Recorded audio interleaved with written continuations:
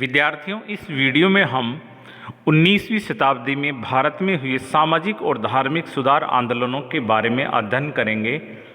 भारत की औपनिवेशिक काल में जो सामाजिक धार्मिक सुधार हुए उनके बारे में हमने पिछले एक वीडियो में भी अध्ययन किया।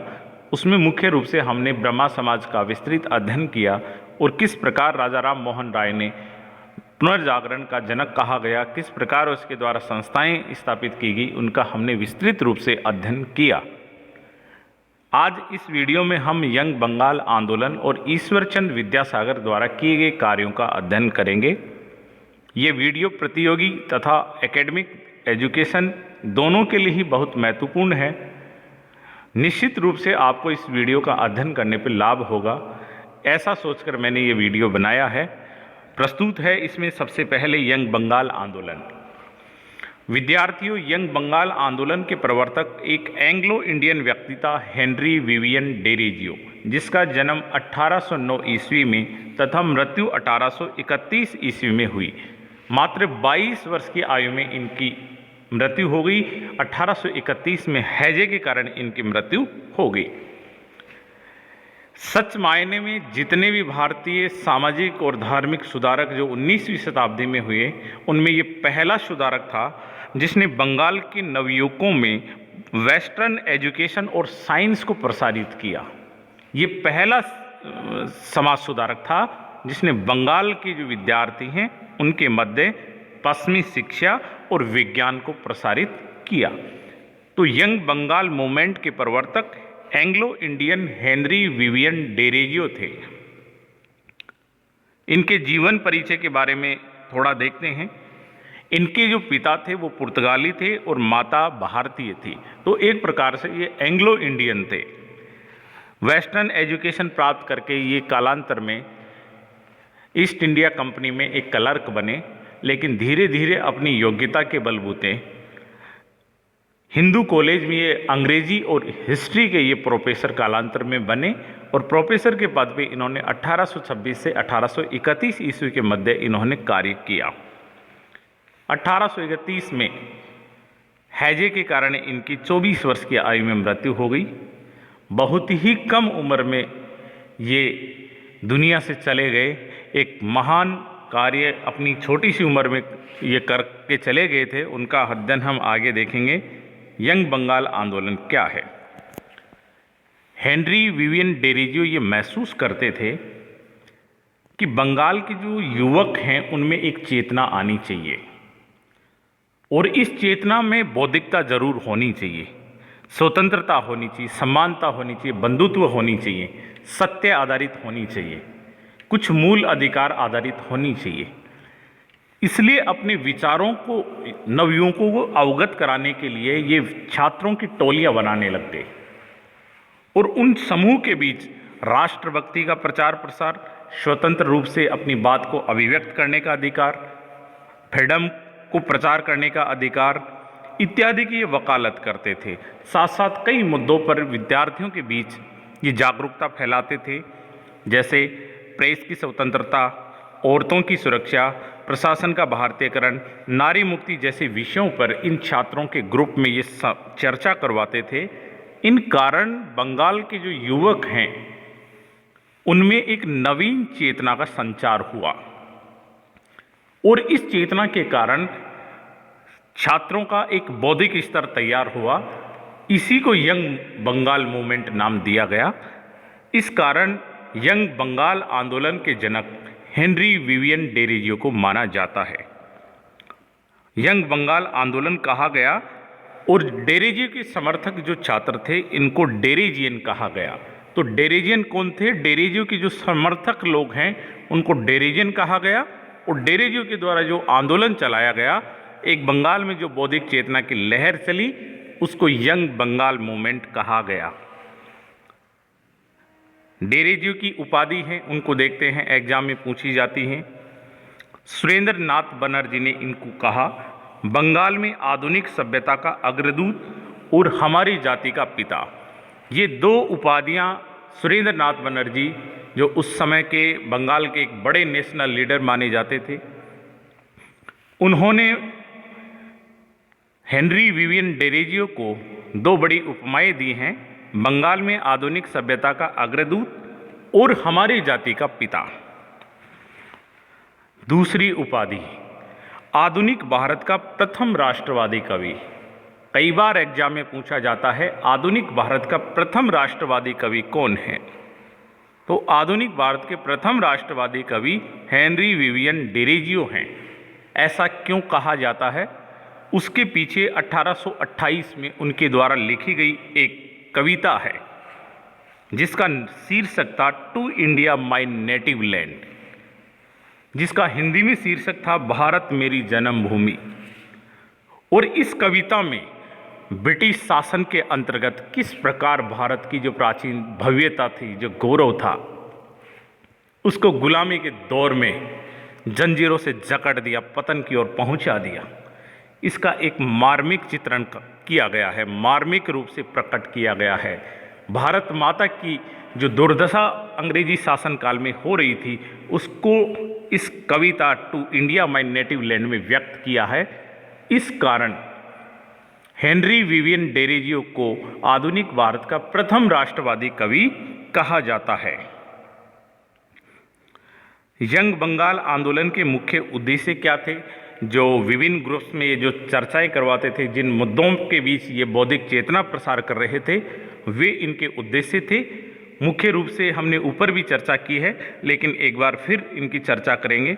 जैसे मुख्य उद्देश्य में प्रेस की स्वतंत्रता, महिलाओं के अधिकार और शिक्षा का समर्थन करना, पतनशील रीति रिवाज और परंपराओं का विरोध करना, जमींदारों द्वारा किए जा रहे अत्याचारों से किसानों की सुरक्षा करना, रैयतों की सुरक्षा करना, न्यायालय में जूरी प्रथा की व्यवस्था करना, प्रशासन का भारतीयकरण करना, सरकारी नौकरियों में भारतीयों को ऊंचे वेतन की नौकरियों के लिए भी योग्य मानना।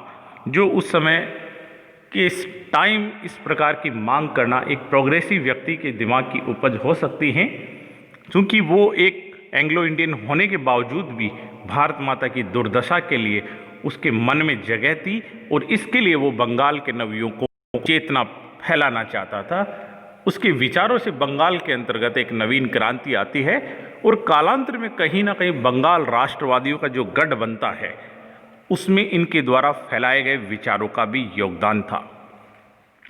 यही कारण है कि इनको आधुनिक भारत का प्रथम राष्ट्रवादी कवि कहा जाता है। इनके द्वारा स्थापित जो संस्थाएं हैं, जो संगठन हैं, वे भी काफ़ी महत्वपूर्ण हैं। इनके द्वारा लगभग 5-6 संस्थाओं की स्थापना अलग अलग उद्देश्यों के लिए की गई, जो निम्नलिखित हैं। पहली संस्था एकेडमिक एसोसिएशन, नाम से ही स्पष्ट है, एकेडमिक उद्देश्यों के लिए, अर्थात साहित्यिक तथा समाज संबंधी जो सुधार करने थे, उनके वाद विवाद इस संस्था के माध्यम से किए जाते थे। तो लिटरेचर बेस्ड हों और सोशल रिफॉर्म संबंधी जो इश्यूज हैं, उनके वाद विवाद के लिए एकेडमिक एसोसिएशन नामक संस्था की स्थापना हेनरी विवियन डेरोजियो ने की। दूसरी संस्था society for the acquisition of general knowledge, सामान्य ज्ञान से संबंधित जो चीज़ें हैं, बुद्धि व ज्ञान के संबंध में वाद विवाद करवाना। तीसरी संस्था है एंग्लो इंडियन हिंदू एसोसिएशन। चतुर्थ बंग हित सभा। पांचवी डिबेटिंग क्लब। डिबेट से ही स्पष्ट है कि स्वतंत्र रूप से वाद विवाद करवाने के लिए विभिन्न मुद्दों के बीच। अन्य कुछ महत्वपूर्ण तथ्य जो डेरोजियो से संबंधित हैं, वो भी हम देखते हैं। प्रथम, डेरोजियो के सत्य पर सुकरात जैसे विचार थे। डेरोजियो के प्रमुख शिष्य कौन कौन थे? राम गोपाल घोष, कृष्ण मोहन मुखर्जी, महेश चंद्र घोष, ये मुख्य इनके शिष्य थे। अब डेरोजियो का प्रभाव भारत के अन्य क्षेत्रों पे भी होता है। डेरोजियो से प्रेरणा पाकर मुंबई में के एल्फिंस्टन कॉलेज के छात्रों ने यंग बॉम्बे आंदोलन तथा मद्रास में यंग मद्रास आंदोलन चला। तो ये हमने देखा आधुनिक भारत के प्रथम राष्ट्रवादी कवि, एंग्लो इंडियन व्यक्ति, जो मूल रूप से फारसी पिता और इंडियन माता से पैदा हुआ और मात्र 24 वर्ष की आयु में भारत माता के लिए कार्य करते हुए उनकी हैजे के कारण मृत्यु हो गई। उनके कारण बंगाल में एक बौद्धिक चेतना की लहर फैली और कहीं ना कहीं आगे राष्ट्रवाद की जो भावना है उसको प्रबल कराने में हेनरी विवियन डेरोजियो का बड़ा योगदान माना जाता है। आगे हम अध्ययन करेंगे ईश्वर चंद्र विद्यासागर के द्वारा किए गए सामाजिक और धार्मिक सुधार बंगाल का इस महान व्यक्ति ने, जो बहु प्रतिभा का धनी था, और किस प्रकार इन्होंने अपने प्रयास समाज सेवा, स्त्री शिक्षा, बालिका शिक्षा के लिए समर्पित किए, वो तत्कालीन परिस्थितियों में कल्पना करना टेढ़ी बात है। बहुत दुष्कर कार्य था, उसके बावजूद भी इनके जो दृढ़ संकल्प थे, उन दृढ़ संकल्पों का परिणाम था कि बंगाल जहां लड़कियों को शिक्षा के लिए घर की चार दीवारी के बाहर नहीं भेजा जाता था, वे लड़कियां अब स्कूलों में जाने लग गई और जगह जगह गलियों में स्कूलें खोल दी गई। तो हम अध्ययन करते हैं 19वीं शताब्दी के इस महान मानवतावादी व्यक्ति के बारे में, जिनका दिल मानव के जीवन को श्रेष्ठ बनाने के लिए तड़पता रहता था। तो ईश्वर चंद्र विद्यासागर बहुमुखी प्रतिभा के धनी थे। ये दार्शनिक, शिक्षक, लेखक, ट्रांसलेटर, प्रकाशक, समाज सुधारक और लोक कल्याणकारी व्यक्ति थे। अनेक क्षेत्रों में इनको दक्षता हासिल थी, हर क्षेत्र में इन्होंने कार्य किया। अब इनका उपनाम देखते हैं या उपाधि, इनके द्वारा जो किए गए कार्य थे, इनके व्यक्तित्व के कारण अलग अलग जगह इनको अलग अलग तरह की उपाधियां दी गई।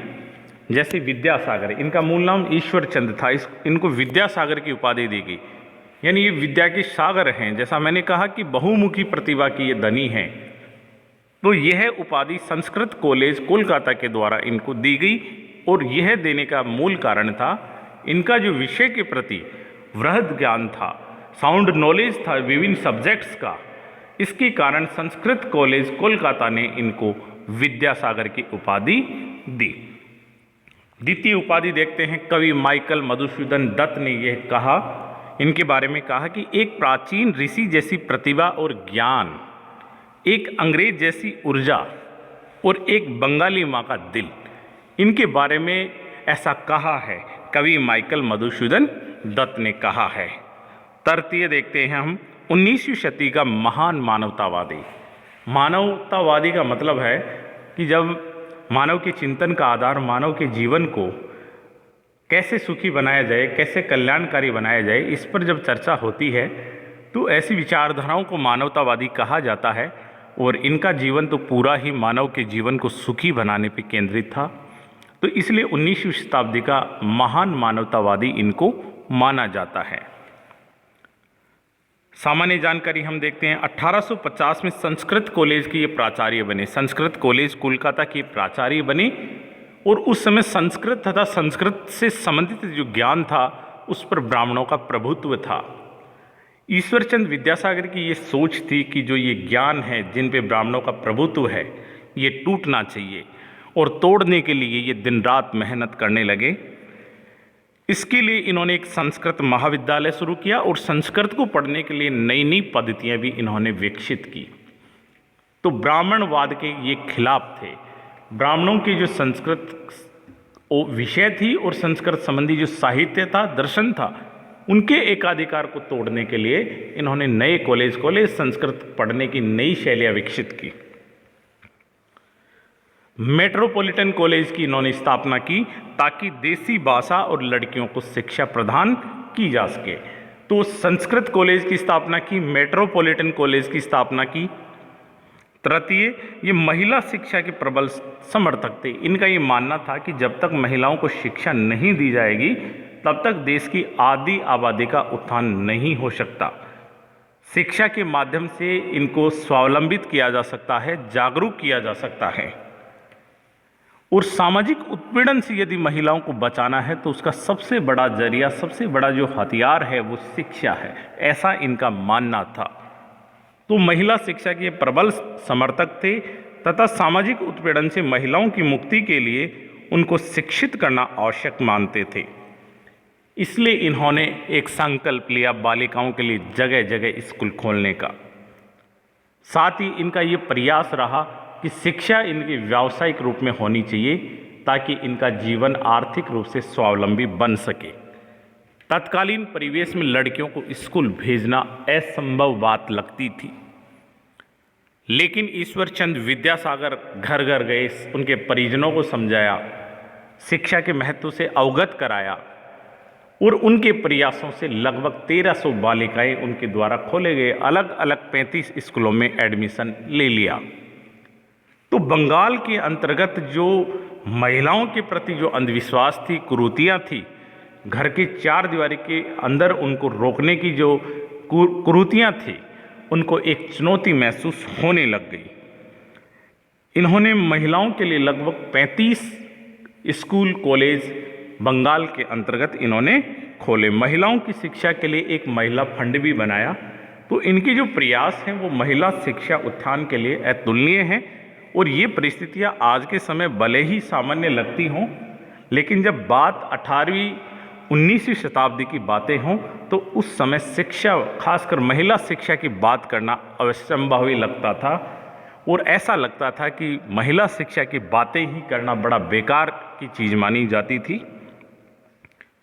इनके प्रयास ये थे, 7 मई 1849 को भारत में बालिकाओं के लिए पहला स्थायी स्कूल खोलने का श्रेय ईश्वर चंद विद्यासागर को जाता है। और उन्होंने बैथून स्कूलों की स्थापना की। 7 मई 1849 को वह दिन था जब भारत का पहला बालिकाओं के लिए स्थायी विद्यालय खोला गया। और ये खोलने का श्रेय ईश्वर चंद विद्यासागर को जाता है।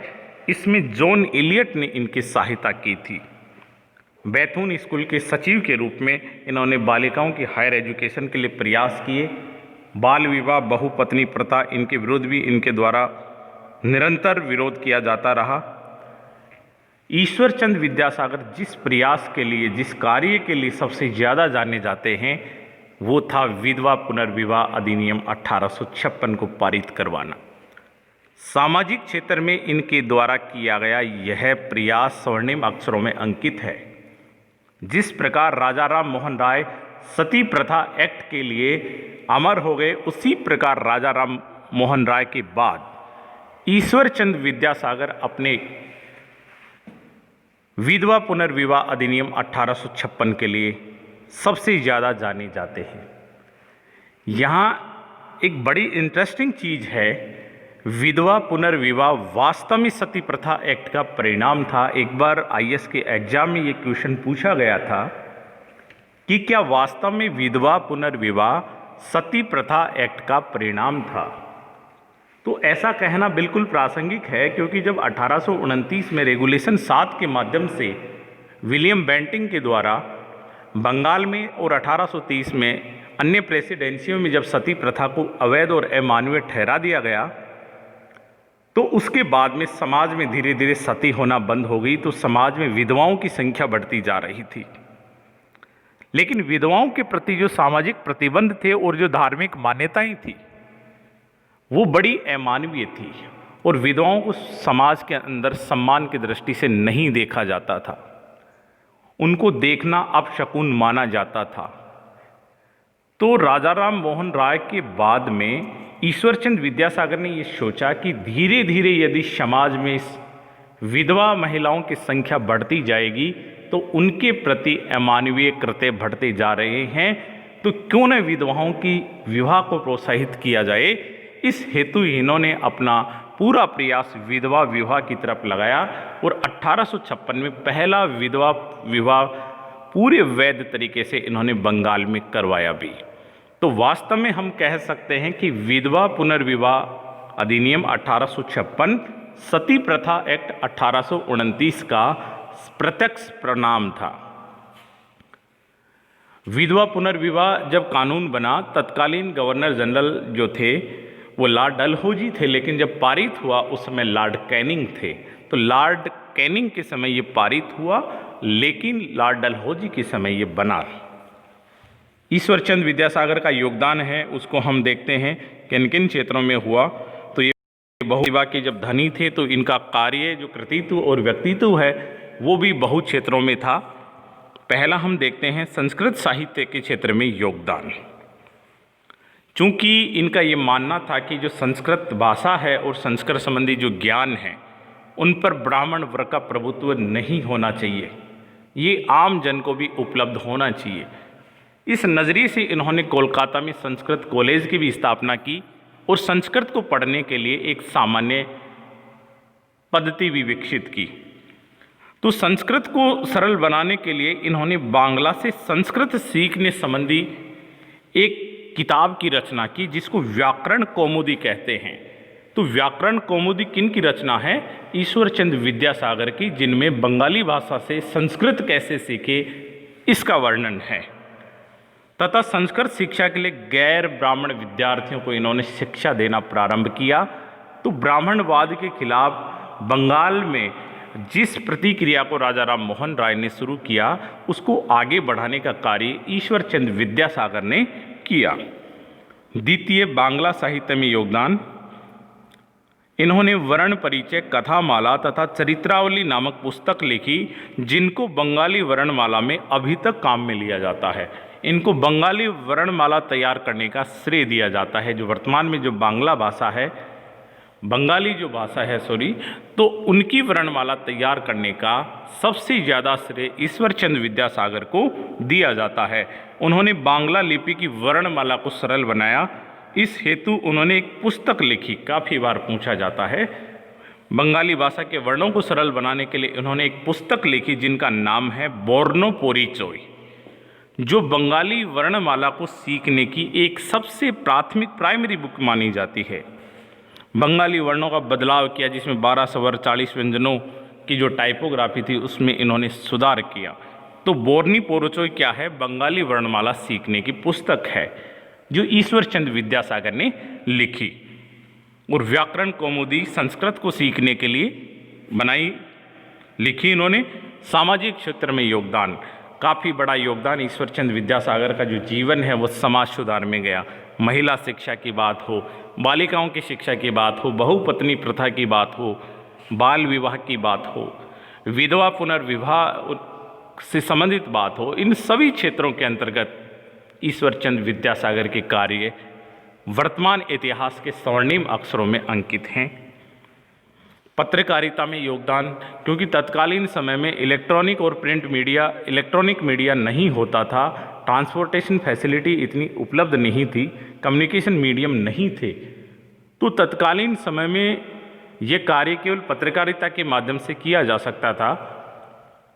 तो अपने विचार और आदर्शों को आम जनता तक फैलाने के लिए ये भी कई पत्रिकाओं से जुड़े हुए थे।